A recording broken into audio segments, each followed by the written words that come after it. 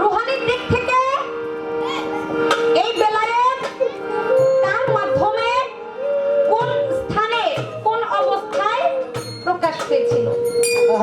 প্রশ্ন আরেকটি, এই একটি ধারা নিয়ে আমি রাখবো। গানে আসবো সদরঘাট থেকে লঞ্চে উঠি, লঞ্চের নাম হইল মিরাজ। যেই লঞ্চে আমরা উঠছি লঞ্চের নাম হচ্ছে মিরাজ। মিরাজ নাম লঞ্চ থেকে সব করে লঞ্চের মধ্যে উঠছি।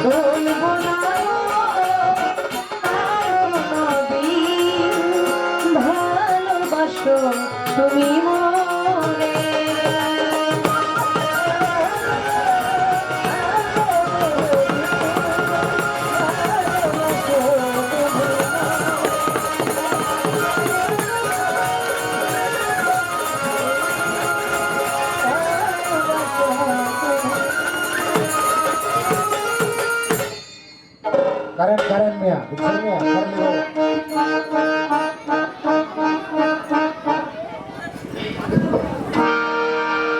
চমৎকার। আজকে পালা দিলেন নবুয়ত এবং বেলায়েত। নবুয়ত দিলেন আমি অতি শহীদনগর থেকে আগত নূর আলম ভাই আমার এই মিউজিক শুনে 100 টাকা দিয়ে দোয়া করে।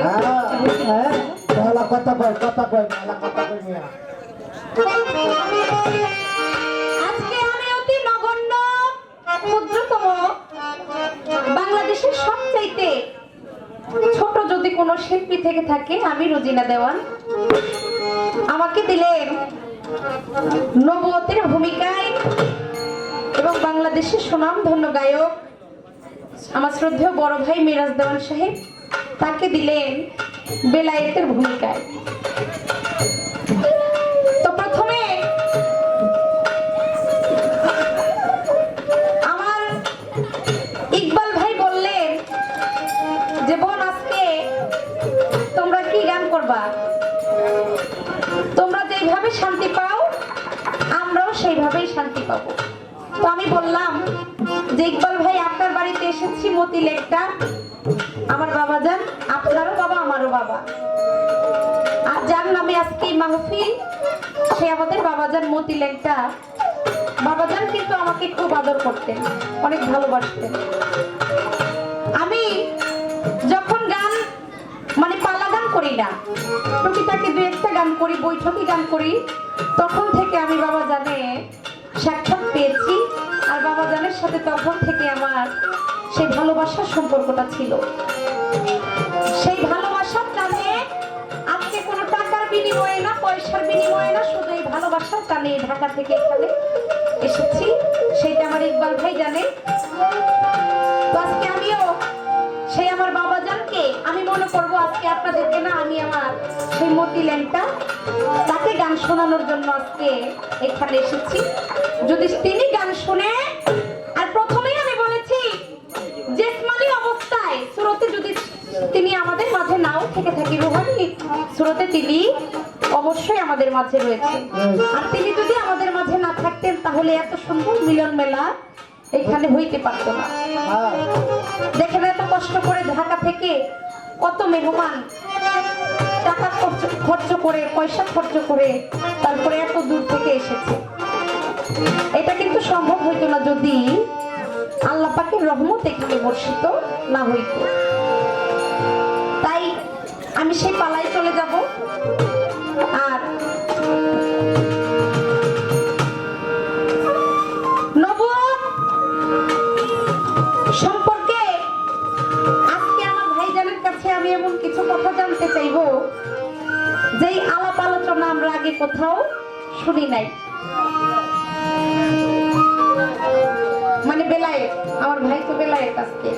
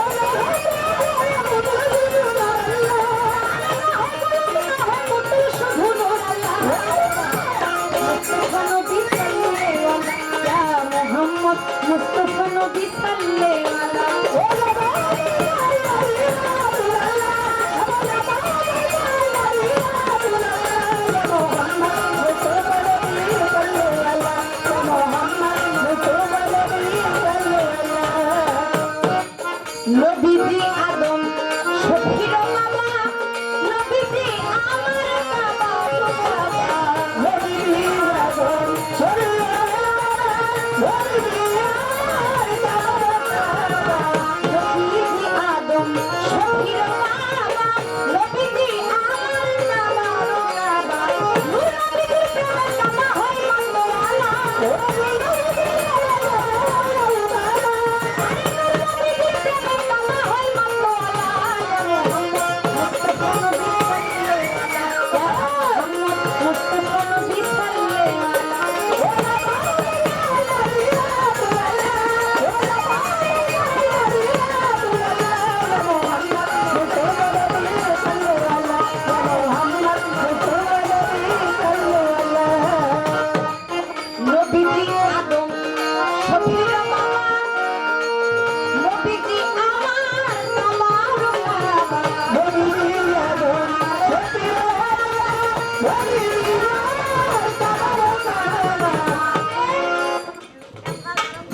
নবীজি আদম শফির বাবা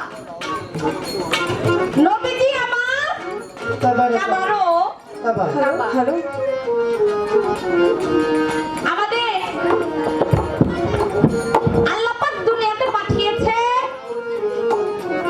আর মানব সৃষ্টি করার আগে আল্লাহ পাক সর্বপ্রথম সৃষ্টি করেছে আমাদের আদি পিতা আদম আলাইহিস সালাম হ্যাঁ যাকে সবাই বলে আদি পিতা মানে সকলের পিতা মানবের পিতা কিন্তু কবিতার গানের মধ্যে বললে নবীজি আদম শফিরও বাবা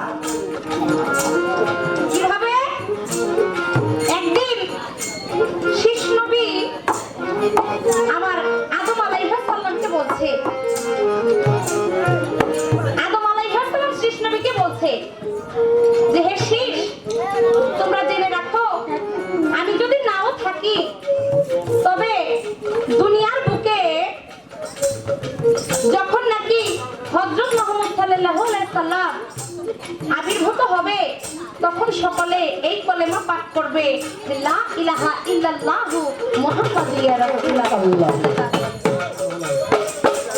আর আদম আলাইহিস সালামের সময় সকলে এই কলেমা পাঠ করতেন লা ইলাহা ইল্লাল্লাহ ইয়া আদম শফিউল্লাহ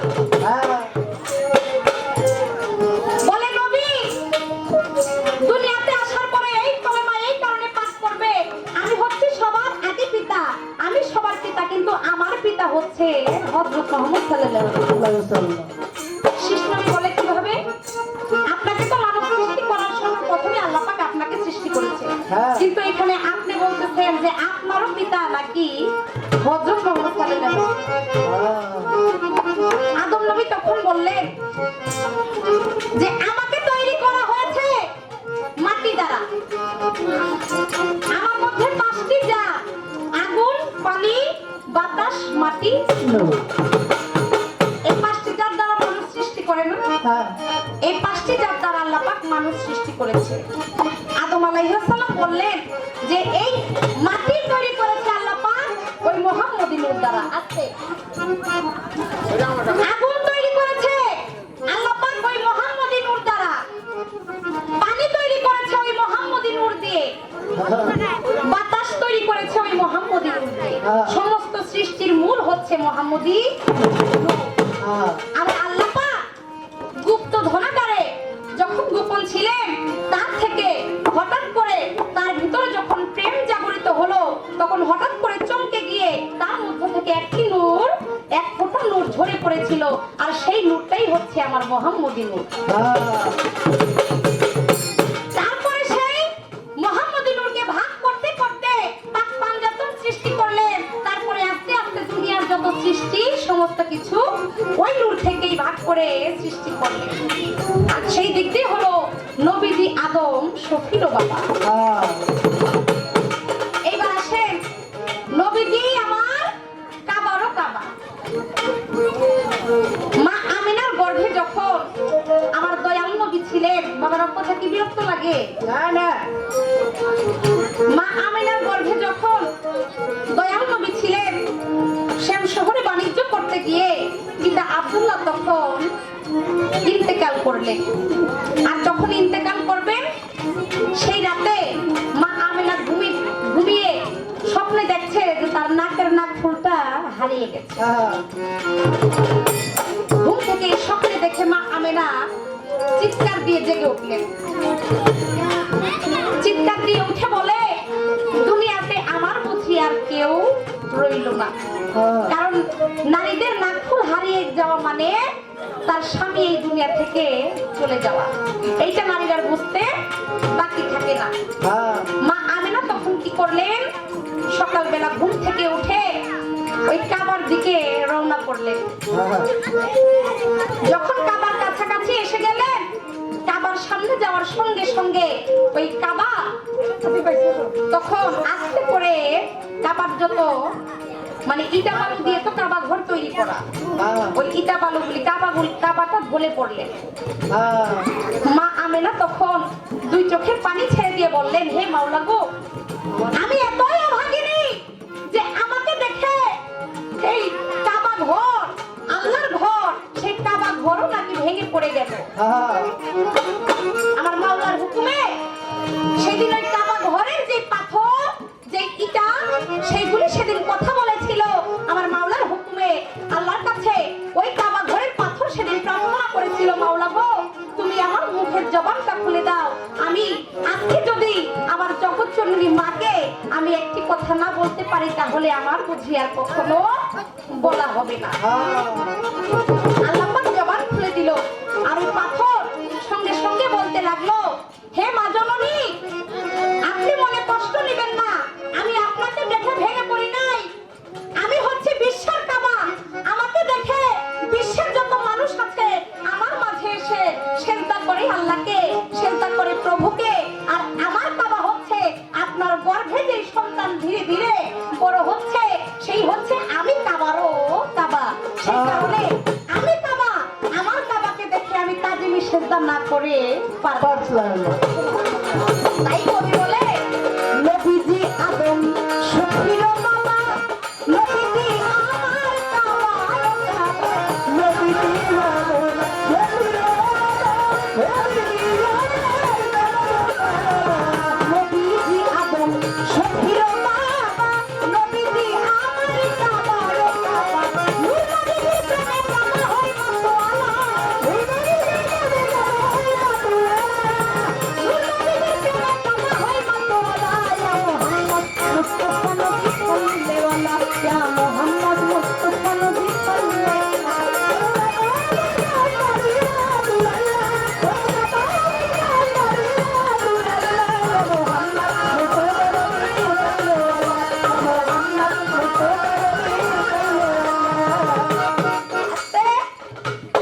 প্রশ্ন করে নেই আমার বড় ভাই মেরাজদার সাহেব, আপনি বলবেন বেলায়েত জিসমানি অবস্থায় বলবেন না, রূহানি দিক থেকে আপনি বলবেন। জিসমানি হচ্ছে দুনিয়ায় যখন এসেছে, দুনিয়ায় আসার পরে বেলায়েত প্রকাশ হয়েছে কার বা কখন কোন জায়গায়, আমি সেটা বলবো না। আপনি বলবেন রূহানির দিক থেকে সর্বপ্রথম কার মাধ্যমে, কোন জায়গায়, কোন অবস্থায় এই বেলায়েত প্রকাশ পেয়েছিল।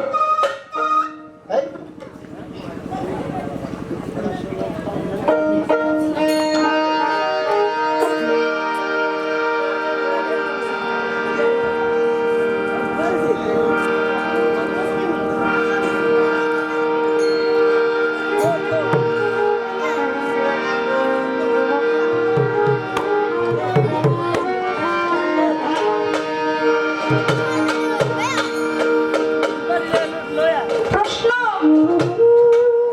একটি করেছি যে রুহানি দিক থেকে,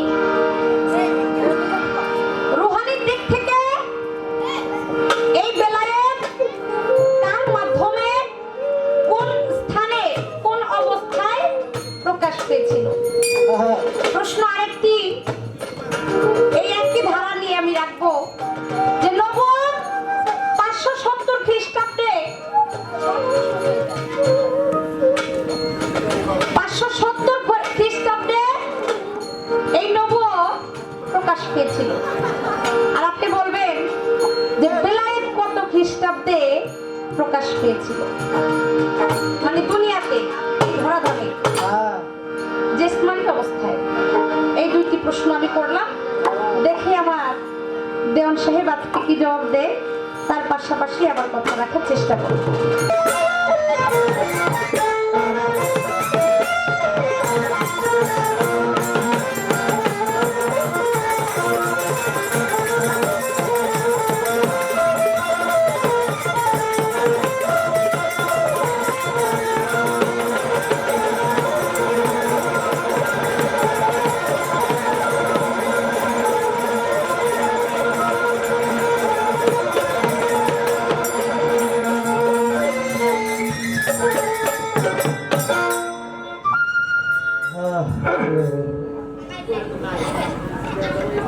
আজকে দরবারের পক্ষ থেকে আবার সিস্টার মামুনিরা, মামুনিরা, মা বোনেরা একটু থামান তো।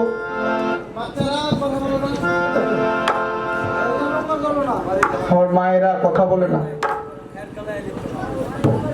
দরবারের পক্ষ থেকে আজকে পালা দিলেন নবুয়ত এবং বেলায়েত।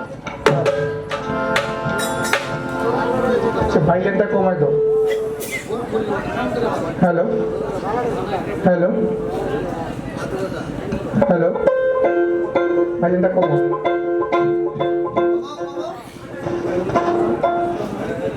আচ্ছা ঠিক আছে, থাকো। হ্যালো হ্যালো, নবুয়ত এবং বেলায়েত। আমার কর্তৃপক্ষ যিনি রুজিনা দেওয়ান, তাকে দিয়েছেন নবুয়তের ভাগ। আমি অধক মিরাজ দেওয়ানকে দিয়েছেন বেলায়েতের ভাগ। তার পালা নিয়ে চমৎকার করে একটি গান করলেন, সাফায়াতের কান্দারি রাসূলুল্লাহ ইয়া মুহাম্মদ মুস্তাফা নবী সাল্লাল্লাহু আলাইহি ওয়াসাল্লাম। প্রশ্ন রাখলেন চমৎকার, আবার ব্যাখ্যা করে বললেন যে প্রশ্নের উত্তরটা কিন্তু রুহানি জগৎ থেকে দিলেন, যে রুহানি জগতের বেলায়েত কে পাইছি। তার দ্বিতীয় প্রশ্ন, তার নবুয়ত, নবী জন্ম নিয়েছে 570 খ্রিস্টাব্দে, তার বেলায়েত প্রকাশ পেয়েছে কত খ্রিস্টাব্দে। আমি দুটি কথাই চেষ্টা করব তার জবাব দেওয়ার জন্য। বাবা, আসলে তেমন ভালো গান গাইতে পারি না, আমি ভালো একজন শিল্পীও না, ভালো একজন মানুষও না। তবে আমার দয়াল বলেছে, আমার মুর্শিদ বাবা আজিজুল হক চিশতি বলেছে, বিরাজ দেওয়ান, বড় শিল্পী হওয়ার আশা করিও না, ভালো একজন মানুষ হওয়ার চিন্তা। সেজন্য দেশ বিদেশ ঘুরি, বিভিন্ন ওলি আল্লাহর দরবারে যাই, হৃদয়ের মধ্যে শান্তি পাই। যেই দরবারে যাই মনে করি ওইটাই আমার গুরুর দরবার। এই ভাবনা করে ওলিদের দরবারে দেশ বিদেশ ঘুরি। সেদিকে লক্ষ্য করে আপনারা যারা আছেন নীরবতা পালন করবেন, আমাদের বাচ্চাগুলাকে একটু নিয়ন্ত্রণে রাখবেন, বড়রা যদি কাছে থাকেন দয়া করে। কারণ হাল্লা চিল্লা করলে গানের ক্ষতি হয়, নষ্ট হয়, ভাব হয় না। যার জন্য চেষ্টা করবো তার জবাব দেওয়ার জন্য। আগে বেলায়েতের পক্ষ থেকে একটা গান করে নিই। মাইকটা কেমন জানি শব্দটা, বাঁশি সাউন্ডটা বেশি না।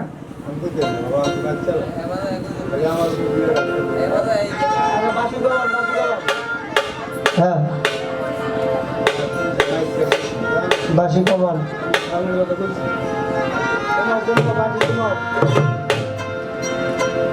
করে তুমি অচিনারে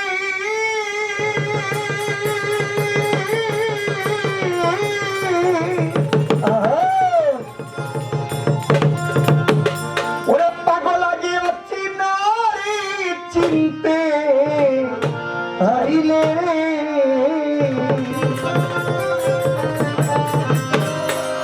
তুমি অচিনারে চিনতে চাইলে রে চলো একজন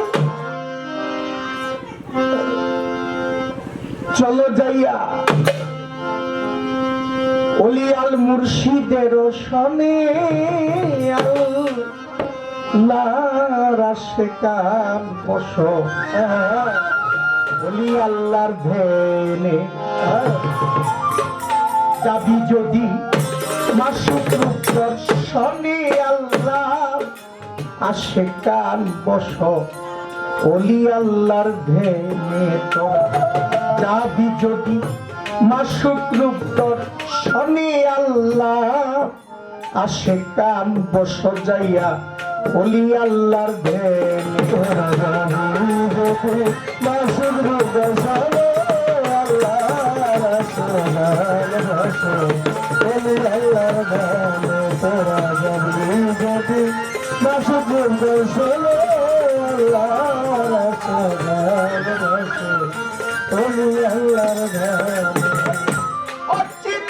চিনতে চাইলে রে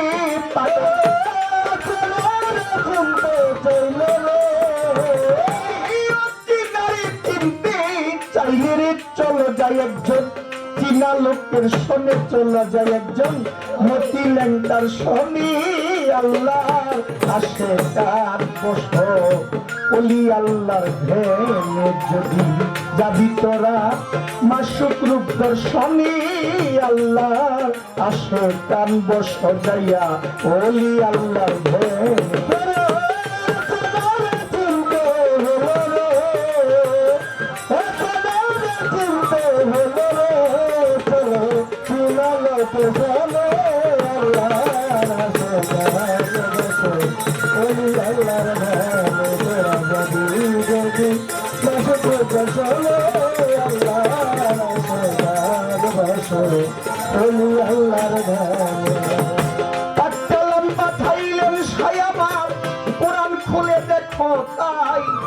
কি বলেন সাই আপন পাঠ্যবাণী করি হাই হাই রে পাঠলাম পাঠাইলেন সাই করম খুলে দেখো তাই কি বলে সাই আপন পাঠ্যবাণী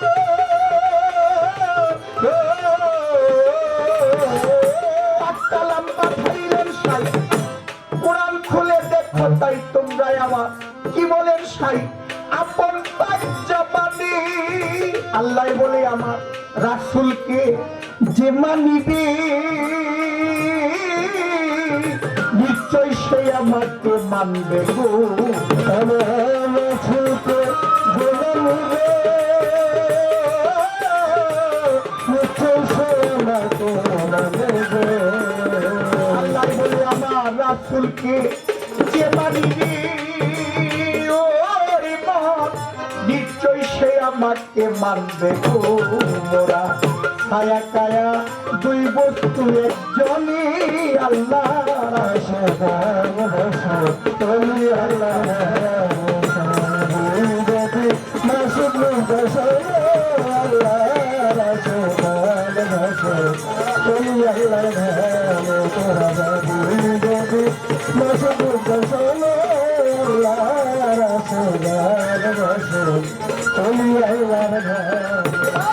রাসূলের হাদিসে কয় মানবী কথা শব্দ মিথ্যা নয় হয় না পরিচয় উছিলা বিহনী পাগল মন্ত্রী রাসূলের হাদিসে কথা শব্দ মিথ্যা নয় হয় না পরিচয় উছিলা বিহনী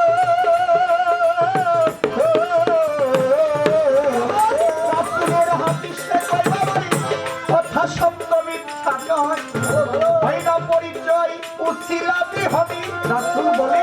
নাইবে রাসূলকে যে মানিবে বাবারে নিশ্চয় সে আমাকে মানবে গো। আমার নাইবে রাসূল যে মানিবে নিশ্চয় সে আমাকে মানবে গো। রাসূল বলেন ওরে আমার ল্যাংটা বাবারে সুরের শরীরে যে মানিবে নিশ্চয় সে আমাকে মানবে গো। আমি সুপারিশকারী হাসর মিজানে আল্লাহ রাসূল ভালোবাসো তুমি আল্লাহ জানো তোরা যাবি যদি মাসুদ বসো আল্লাহ রাসূল ভালোবাসো তুমি আল্লাহ জানো তোরা যাবি যদি মাসুদ বসো আল্লাহ রাসূল ভালোবাসো তুমি আল্লাহ জানো। ওরে এবার কামেল পীরের নীলে তালকিন রাসূলকে দেখিবি সেদিন যার যার মুর্শিদ রূপে আসিবেন সামনে পাগল মন মন রে। কামেল পীরের নীলে তালকিন রাসূলকে দেখিবি সেদিন যার যার মুর্শিদ রূপে আসিবেন সামনে। কামেল পীরের নীলে তালকিন সুরেশ্বরীর নীলে তালকিন মতি লেঙ্কার নীলে তালকিন লেঙ্কা বাবার নীলে তালকিন রাসূলকে দেখি সেদিন যার মুর্শিদ রূপে আসিবেন সামনে। ওরে তোমার দয়াল রূপ হৃদয়ে রাখো ওরে মন হৃদপাতে ছবি আঁকরে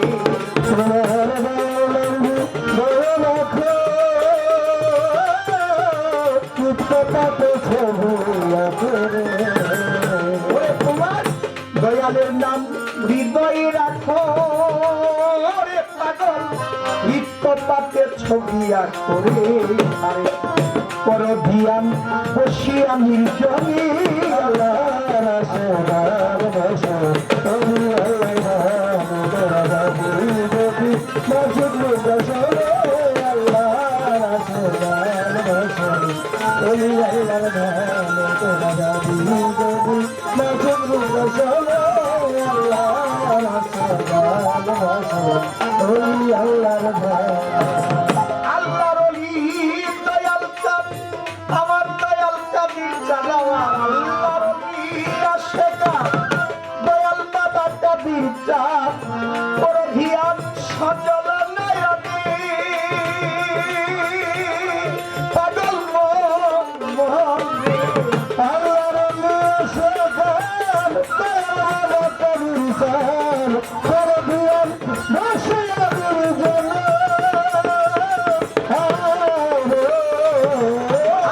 ওলি আশেকা দয়াল কাদির চাঁদ বড় ধিয়ান সজল নয়নে এই হৃদয়ে রাখিলে রে ভালো মিলিবে নিদানের দিন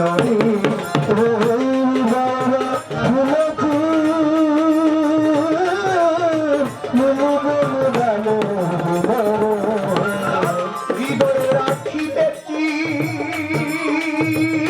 ভালো মিলিবে নিদানের দিন রে।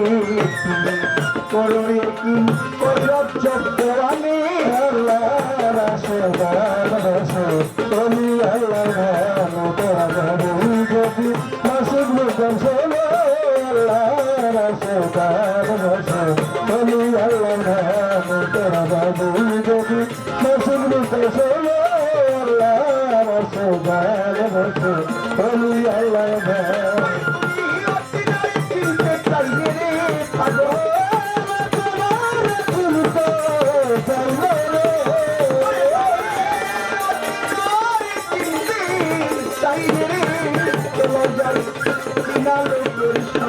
চলো যাই সুরেশ্বরীর সনে চলো যাই মতি লেঙ্কার সনে আল্লাহ আসে কান বস বলি আল্লাহ ভেবে করা যাবি যদি মাসুদ রূপর সনে আল্লাহ আসে আশেকার বসো ওলি আল্লাহর প্রেমে তোরা যাবি যদি মাসুক রূপ দর্শনে আল্লাহ আশেকার ওলি আল্লাহর প্রেমে ও সাদের বেলা বুঝা যায় রে সাদের বেলা বুঝি হইয়া যায় নিদানে পড়ছি দয়াল জান তার করো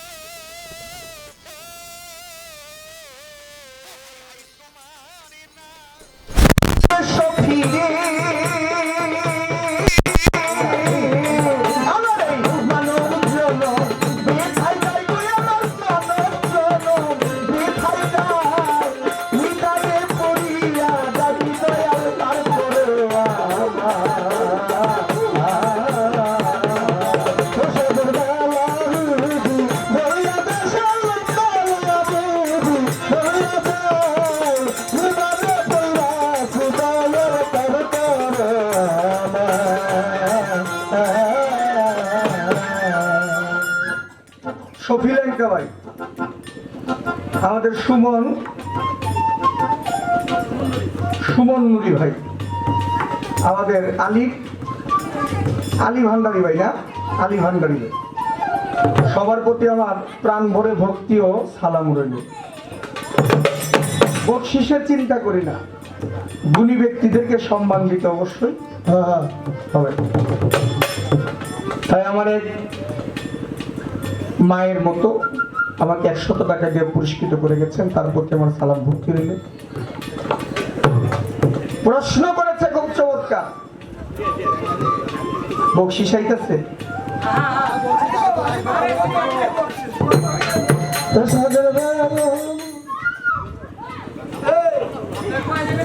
নাম কই দিব না নাম না কইলে আমাদের মতো বাপ হইব না নাম তো কই দিও আমাদের ভাই ব্রাদার যারা না আরো 300 টাকা দিয়ে আমাকে দোয়া করেছেন সবার প্রতি আমার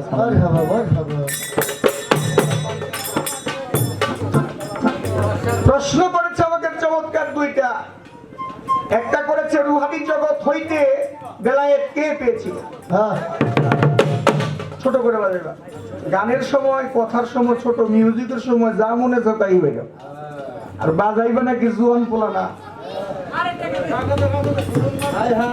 ঢাকা হইতে আগত সুমন মাতাব্বর ভাই না আরো 100 টাকা দিয়ে দোয়া করেছে আমার নবী করিম সাল্লাল্লাহু আলাইহি সাল্লাম উনি সৃষ্টি হতে পাক পাঞ্জাত আহলে বায়াত পাক পাঞ্জাত রুহানি জগৎ হইতে পাক পাঞ্জাত এর কোনো বিকল্প নাই পাক পাঞ্জাতন এই পৃথিবীর সৃষ্টি এই পাক পাঞ্জাতন হচ্ছে পৃথিবীর মূল এই পাক পাঞ্জাতনকে যে বিশ্বাস না করবে ওই ব্যক্তি আমার আল্লাহকে অস্বীকার করে আমার রাসূলকে অস্বীকার করে রুহানি জগৎ হইতে নবুয়ত প্রাপ্তি হয়েছিলেন নবী করিম সাল্লাল্লাহু আলাইহি সাল্লাম পৃথিবীর মধ্যে আসলেন। পৃথিবীর মধ্যে আসার পরে আমার নবী করিম সাল্লাল্লাহু আলাইহি সাল্লামের বয়স যখন 25 বছর, তখন 25 বছরে মা খাদিজাকে বিয়ে করেছিলেন। মা খাদিজার বয়স ছিল 40 বছর। বাবা, আমার নবীর ঘরে একটি কাজের লোক থাকতো, তার নাম ছিল বিবি সালমা। সালমার একটি সন্তান ছিল, তার নাম ছিল হাসান। ছোট ছিল, ছোট বাবুরা খেলে না, ঠিক তেমন খেলে। আগুন কোনটা পানি কোনটা এটা বুঝতো না। আমার নবী করিম সাল্লাল্লাহু আলাইহি ওয়াসাল্লাম ঘরে যে ঘরের মধ্যে থাকতেন, ওই ঘর কিন্তু কোনো বিল্ডিং ছিল না বাবা। আমার নবী করিম সাল্লাল্লাহু আলাইহি ওয়াসাল্লাম ওই তার একটা চৌকি ছিল, ওই চৌকিটার মধ্যে আমার নবী করিম সাল্লাল্লাহু আলাইহি ওয়াসাল্লাম যে গ্লাসের মধ্যে পানি খাইতো, ওই গ্লাসের মধ্যে পানি খাইয়া ওই পানিটুকু অর্ধেক পানি গ্লাসের মধ্যে রেখে দিয়েছিলেন। আর যে আমার নবী করিম সাল্লাল্লাহু আলাইহি ওয়াসাল্লামের ঘরের মধ্যে যে মহিলা বিবি সালমা যে কাজ করত, ওই সালমা যে সন্তান ছিল তার নাম ছিল হাসান। ওই হাসান ছোট, ওই বাচ্চা গিয়া আমার নবীর গ্লাসের পানিটুকু অর্ধেক খাইয়া ফেলাইছে। যখন খাইছে, সন্তানের মা সালমা ভয়ে কাঁপতেছে, নবীর গ্লাসের পানি আমার সন্তান খাইছে, কত বড় বেয়াদবি করেছে, আমি নবীর কাছে কি জবাব দিব? আমার নবী এসে আমাকে কত কিছু বলতে পারে, আমার নবীকে আমাকে ক্ষমা করবে। আর ওই মুহূর্তে আমার দয়াল নবী ঘরের মধ্যে প্রবেশ করেছেন। আর দয়াল নবী গিয়ে সালমাকে জিজ্ঞেস করে, সালমা তোমার মনটা খারাপ কেন? আমার নবী করিম সাল্লাল্লাহু আলাইহি ওয়াসাল্লামের কাছে সালমা বলতেছে, হুজুর বেয়াদবি মাফ করবেন, আমার সন্তান শিশু বাচ্চা, সে বুঝে নাই, না বুঝে মস্ত বড় অপরাধ করেছে, সেই অপরাধ কি দয়াল ক্ষমা হবে? আমার নবী বলে, কিসের অপরাধ করেছে? বলে, নবী গো, জানেন আপনি যে গ্লাসের মধ্যে পানি খান, এই গ্লাস ভর্তি যে পানিটুকু ছিল, আপনি অর্ধেক খেয়ে পানি রেখে দিয়েছিলেন, ওই গ্লাসের অর্ধেক পানি থেকে আরো অর্ধেক পানি আমার শিশু বাচ্চাটা খেয়ে ফেলেছে। নবী অপরাধ করেছে, আপনি তাকে ক্ষমা করে দেন। আমার নবী বলছেন, না সালমা, সে অপরাধ করে নেয়, ছোট করে, সে অপরাধ করে নেয় সালমা। তুমি কি জানো নূরে মুহাম্মদী গ্লাসের পানি যে ব্যক্তি খাইতে পারে, যে সাধারণ ব্যক্তি না। আমি নবীর গ্লাসের পানি যেই ব্যক্তি খেয়ে ফেলে, সে কখনো সাধারণ ব্যক্তি না। আমি তাকে আশীর্বাদ করে দিলাম, সে বেলায়েতের যুগে এমন একজন হবে, সে বেলায়েতের যুগে মস্ত বড় কামেল মুর্শিদ হবে। আশীর্বাদ করলেন একদিকটা। তাই হাসান বসরি নবী তরু শাখা আলী, হাসান বসরি পয়লা কলি, 14 সিঁড়ি পরে ফুটলো খাজা উসমান হারুন। গেল একদিকটা, নবী মেরাজে গেছে।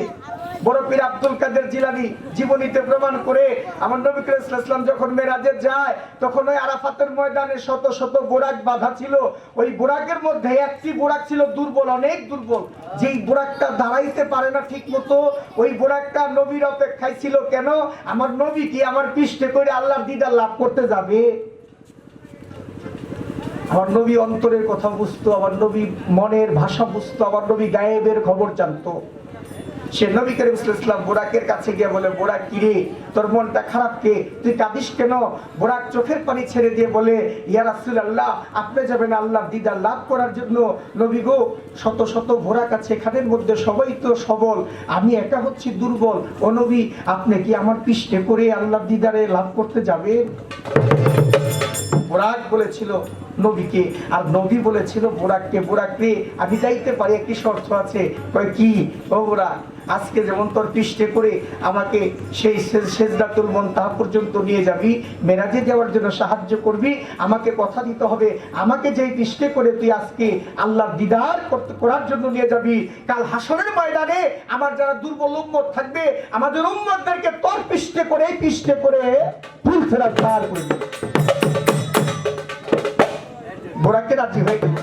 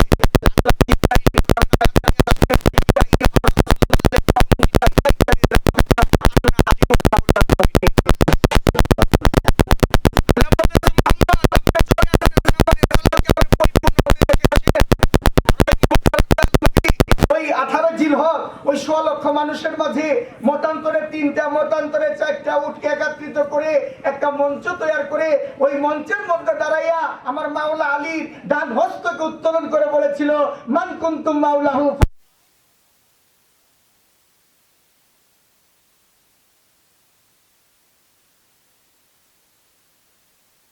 বেশি ভালোবাসো তারা হাত উঠাও। সকলে হাত উঠিয়েছিল। আবার বলেছিল, তোমরা তোমাদের পিতা মাতার চাইতেও কারা বেশি আমাকে ভালোবাসো তারা হাত উঠাও। তারা সকলে হাত উঠিয়েছিল। তখন আমার দয়াল নবী বলেছিল, আমি তোমাদেরকে বলে গেলাম, আমার পরে যারা তোমরা আমাকে মাওলা স্বীকার করতা, আজ থেকে তোমরা আমার আলীকে মাওলা স্বীকার করবা। তিনি হচ্ছে বেলায়েতের ধারক এবং বাহক। আমার নবী আরো বললেন, আনা মদিনাতুল ইলমে ওয়া আলী বাবুহা। আমার নবী বলেছে, আমি হচ্ছি ইলমের শহর, আমার আলী হচ্ছে তার দরজা। সেই শহরের দরজা, সেই শহরে প্রবেশ করতে হলে আমার আলীর দরজা দিয়ে প্রবেশ করতে হবে। আমার আলীকে ছাড়া কেউ সেই দরজা দিয়ে প্রবেশ করতে পারবে না। ওই মুহূর্তে আমার নবীর হুকুম অনুযায়ী বিশিষ্ট বিশিষ্ট সাহাবারা ছিল। হযরত আবু বকর রাদিয়াল্লাহু তাআলা আনহু ছিল, হযরত ওসমান গনি রাদিয়াল্লাহু তাআলা আনহু ছিল, হযরত ওমর ফারুক রাদিয়াল্লাহু তাআলা আনহু ছিল। বিশিষ্ট সাহাবারা ছিল। ওই মুহূর্তে মাওলা আলীর কাছে গিয়ে বায়াত হয়েছিল, মাওলা আলীর কাছে মুরিদ হয়েছিল। এটা আমার মুখের কথা না, এটা দলিল প্রমাণ করেছে আমার দাদা গুরু মাওলা শাহ সুফি সদরুদ্দিন আহমেদ চিশতি। তার একটি কিতাব আছে মাওলার অভিষেক। এই মাওলার অভিষেক কিনতে পারলে, মাওলার অভিষেক পড়লে এটা মূল তথ্যটা বোঝা যাবে। আর বলেছিল, বাক্কিন বাক্কিন ইবনে আবু তালিবের পুত্র বাক্কিন, তুমি ধন্য আলী, তুমি ধন্য আলী, তুমি ধন্য।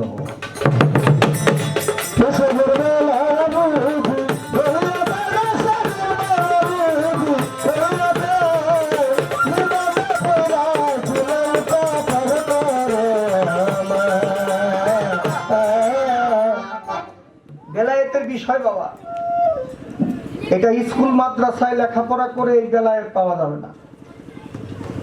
আপনি স্কুল মাদ্রাসায় লেখাপড়া করে একজন ভালো ডাক্তার হতে পারবেন, ভালো একজন উকিল হতে পারবেন, ভালো একজন ব্যারিস্টার হতে পারবেন, ভালো একজন হাকিম হতে পারবেন, দেশের প্রাইম মিনিস্টার হতে পারবেন, প্রধানমন্ত্রী হতে পারবেন, রাষ্ট্রপ্রধান হতে পারবেন, আল্লাহর ওলি হতে পারবেন না। আল্লাহর ওলি হইতে গেলে একজন ওলির দরবারে দাসত্ব করতে হবে, ওলির কাছে মুরিদ হইতে হবে, ওলির কাছে বায়াত হইয়া ওলির জ্ঞান অর্জন করে, বেলায়েতি জ্ঞান অর্জন করে। জ্ঞান হচ্ছে দুই প্রকার, একটা জাগতিক, একটা আধ্যাত্মিক, একটা জাহিরি, একটা বাতিনি। জাহিরি এলেমটাকে এলমে কসবি বলা হয়েছে, আর বাতিনি এলেমকে এলমে লৌদুনি বলা হয়েছে। আপনি এলমে লৌদুনি জ্ঞান অর্জন করতে হলে একজন গুরুর দরবারে গিয়ে, কামেল মুর্শিদের দরবার ছাড়া আপনি সেই জ্ঞান অর্জন করতে পারবেন না। এবার একটা প্রশ্ন করি, একটা গান কি খারাপ লাগে না আপনার কাছে? একটা প্রশ্ন করি। আমার বইনে তো আমার 2টা করছে, আমি একটাই, বেশি করবো না। 2টা করুক আর 4টা করুক, সমস্যা নেই। বইনের থেকে ওটা মনে চাই করুক, আমি একটাই করি। খারাপ এই যে নবুয়ত আমরা বলি বাবা, দেখবেন মানুষ কিন্তু অনেকে কয়লায় যে মানুষ না রেলে ফেরেস্তা কয় না, হয়তো মানুষ না রেলে ফেরেস্তা। কোনো ভালো কর্ম করলে, যদি একটা দুঃখী মানুষ, একটা ক্ষুধার্ত ব্যক্তি রাস্তার মধ্যে দাঁড়ায় থাকে, আর যদি মনে করেন আমি নিয়ে 10 টাকা দিলাম, বা রুজিনা দেওয়া 10 টাকা দিল, পাশে একটা লোক দাঁড়ানো থাকতে পরে লোকটার মধ্যে মন আছে, আরেকজনকে আসলে তো মানুষ নেই, আল্লাহর ফেরেশতা। আচ্ছা, এখানে আশরাফুল মাখলুকাতের মধ্যে সর্বশ্রেষ্ঠ জীব হলো মানুষ। এই মানুষ কিন্তু ফেরেশতার নিচে না, ফেরেশতার উপরে। উপরে না? তাহলে মানুষ যদি ফেরেশতার নিচে হয়ে থাকে, মানুষ যদি ফেরেশতার উপরে হয়ে থাকে, তাহলে মানুষের উপরে কিন্তু আমার দয়াল নবী। সবার উপরে দয়াল নবী না? আর উপরে কিছু আছে? তাহলে এই নূরে মুহাম্মদ যখন হেরা পর্বত গুহায় ধ্যান সাধনা করে 15 বৎসর, ওই 15 বৎসর ধ্যান সাধনা করার পরে আমার দয়াল নবীর কাছে জিবরাইল আসলো। জিবরাইল আইসা বলল, আমার দয়াল নবীকে বুকে বুকে চাপ দিল আর বলল, বলো রাব্বি জিদনি ইলমা। আমার দয়াল নবী নাকি বলছে আনা উম্মি, আমি পড়তে জানি না। আমি কই না, প্রচলিত হাদিসে কয়। হ্যাঁ আর দয়াল নবী বলেছে নাকি আনা উম্মি, আমি পড়তে জানি না। আবার নাকি ওই জিবরাইল আইসা আমার দয়াল নবীর বুকে বুকে সিনায় সিনায় চাপ দিছে তিনটা। এই তিনটা সিনায় চাপ দেওয়ার পরে নাকি আমার দয়াল নবীর জ্ঞান চক্ষু খুলছে। তাইলে এখানে দয়াল নবীর চাইতে জিবরাইল বড় হলো না? হ্যাঁ কি কোন নাকি? হ্যাঁ মানে যা হাদিসে কয় তা না? হ্যাঁ আচ্ছা, আগে আমার মুখের কথা না, আগেই কইতেছে। তাহলে আমার একটু প্রশ্ন আপনার কাছে, তাহলে জিবরাইল যদি সিনাই সিনাই চাপ দিয়া নবী মুহাম্মদ রাসূলুল্লাহ সাল্লাল্লাহু আলাইহি সাল্লামকে যদি জ্ঞান চক্ষু খোলায়, তাইলে সর্বশ্রেষ্ঠ নবী, বিশ্বের নবী কি করে হইল?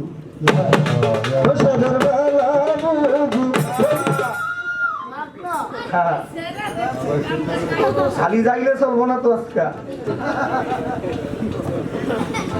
এটা কই তুই বসকা যদি কও যে নবী বড়, তাই হাদিস মিথ্যা হইতাছে, কি তাই না? আর যদি কও জিবরাইল বড়, তাইলে নবী ছোট হইতাছে। মানে কোন কুল রাখবা তুমি? এক কুল রাখবা, যেই কুলই রাখো এক কুল রাখবা।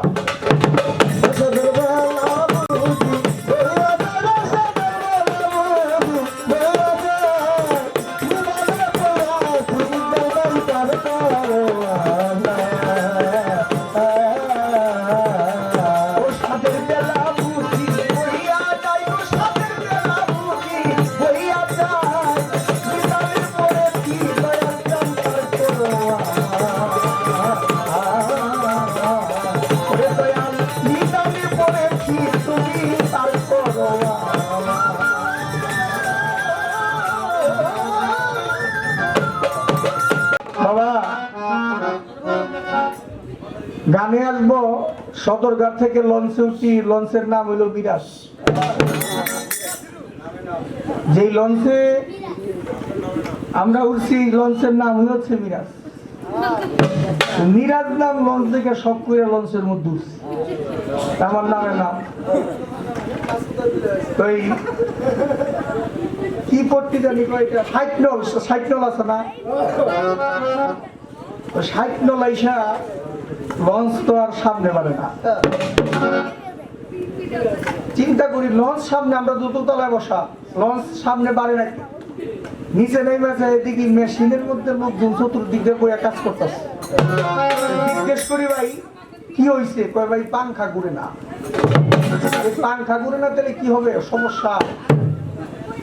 ওই মুহূর্তে ওই যে বড় বড় কার্ফুগুলো আছে না, ওই যে মাটি টানে, বোট নাই দেওয়া না, বড় সিট নাকি কয় জাহাজের মতো, টলার বড় টলার আর কি। ওইটা এক গাইছে আয়া এই লঞ্চের রশি বান্ধিয়া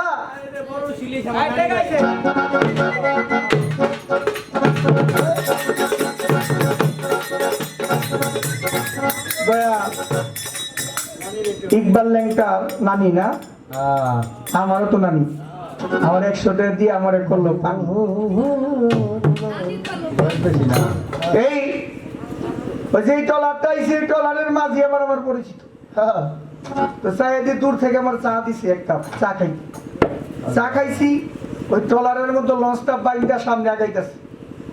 আমি কি ভাই এমনি কতক্ষণ যাবো? সামনে ওই কিপুর নাকি মোহনপুর থেকে আপনাকেও আরেকটা লঞ্চ আসতেছে সুরেশ্বর থেকে, এইটা এসে নিয়ে যাবো।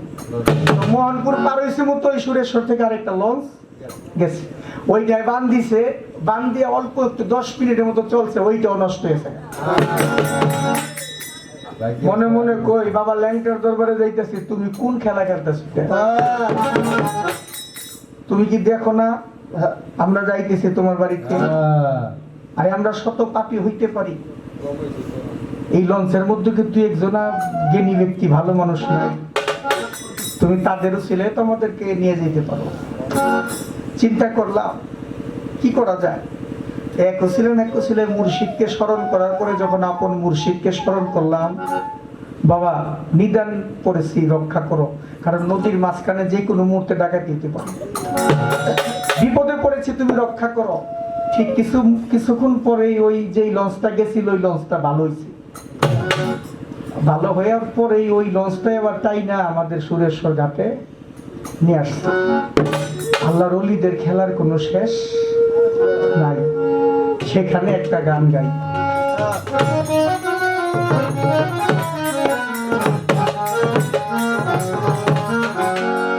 কত খেলা জানো রে বাবা তুমি, কত খেলা জানো সখী ল্যাংটা, কত খেলা জানো রে তুমি, কত খেলা জানো। ওরে মিরাজের গলায় দিয়া প্রেমের রশি,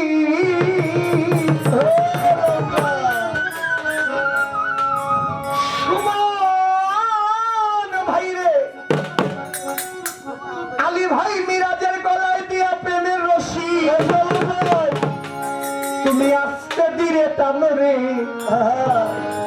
আমার রঙ্গিলা সখী ল্যাংটারে, আমার রঙ্গিলা মতি ল্যাংটারে, আমার রঙ্গিলা ইকবাল ল্যাংটারে। কত খেলা জানো দয়াল, কত খেলা জানো, কত খেলা জানো রে দয়াল, কত খেলা জানো। আমার গলায় দিয়া প্রেমের রশি, গলায় দিয়া প্রেমের রশি, আস্তে ধীরে টানো রে রঙ্গিলা সখী ল্যাংটারে, ওই আমার রঙ্গিলা সখী ল্যাংটারে। কত খেলা জানো নৌকা, কত খেলা জানো, কত খেলা জানো রে নৌকা, কত খেলা জানো। গলায় ধুয়া তোমার রশি, গলায় ধুয়া তোমার রশি, আস্তে ধীরে টানো রে রঙ্গিলা ল্যাংটা বাবা রে, আমার রঙ্গিলা ল্যাংটা বাবা রে।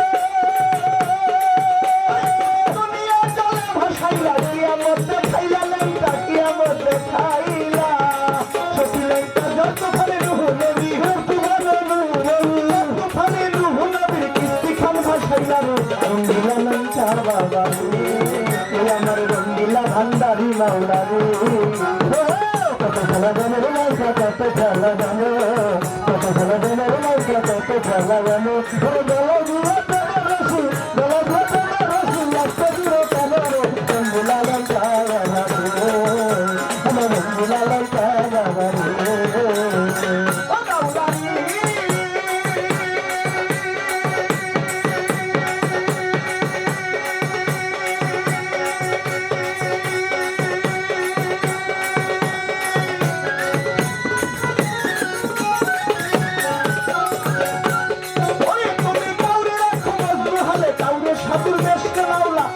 সাধুর বে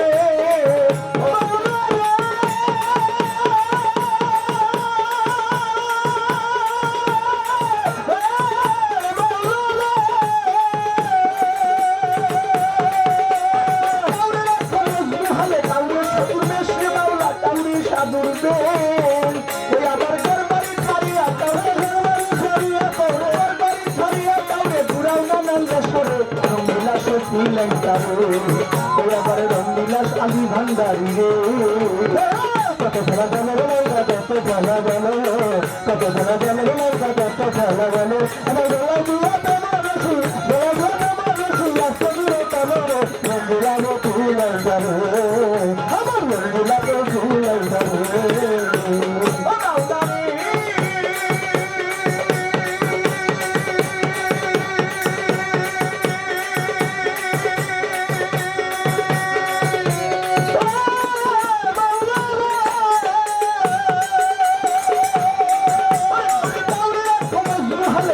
সাধুর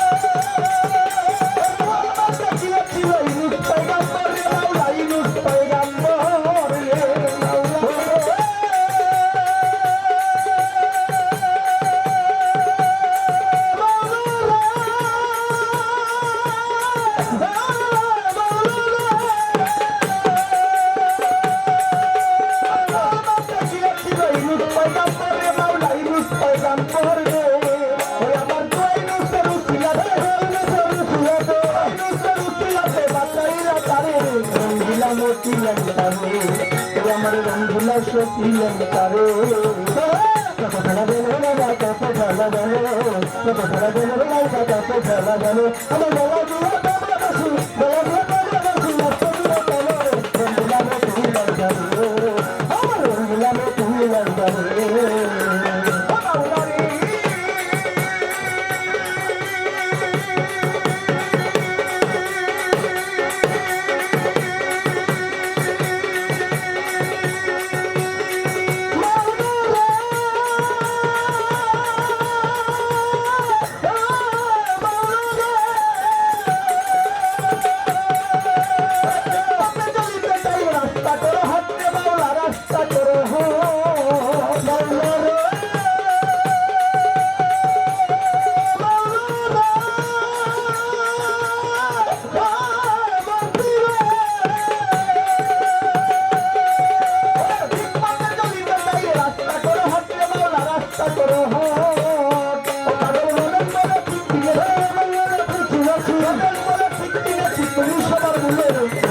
সখী লেঙ্কারে আমার রঙ্গিলা মতি লেঙ্কারে কত খেলা জানের মতি কত খেলা জানো কত খেলা জানের মতি কত খেলা জানো আমার রঙ্গিলা বেমারসি বেমারসি আস্তমিলে কালো রঙ্গিলা মতি লেঙ্কারে আমার রঙ্গিলা মতি লেঙ্কারে কত খেলা জানো রে দয়াল কত খেলা জানো কত খেলা জানো মতি লেঙ্কা কত খেলা জানো কত খেলা জানো সখী লেঙ্কা কত খেলা জানো আবার কত খেলা জানো সুমন ভান্ডারি আলী ভান্ডারি কত খেলা জানো তুমি গলাই দিয়া প্রেম রসি গলাই দিয়া প্রেম রসি আস্তে দিলে টানো রে রঙ্গিলা মতি লেঙ্কারে ওই আমার রঙ্গিলা সখী লেঙ্কারে কত খেলা জানো কত খেলা জানো কত খেলা জানো কত খেলা জানো আমার গলা দিয়া প্রেম রসি গলা দিয়া প্রেম রসি আস্তে দিলে টানো রে রঙ্গিলা মতি লেঙ্কারে ওই আমার রঙ্গিলা সখী লেঙ্কারে আমার রঙ্গিলা নিরঙ্গারি আমার রঙ্গিলা সুনন্দারি আমার রঙ্গিলা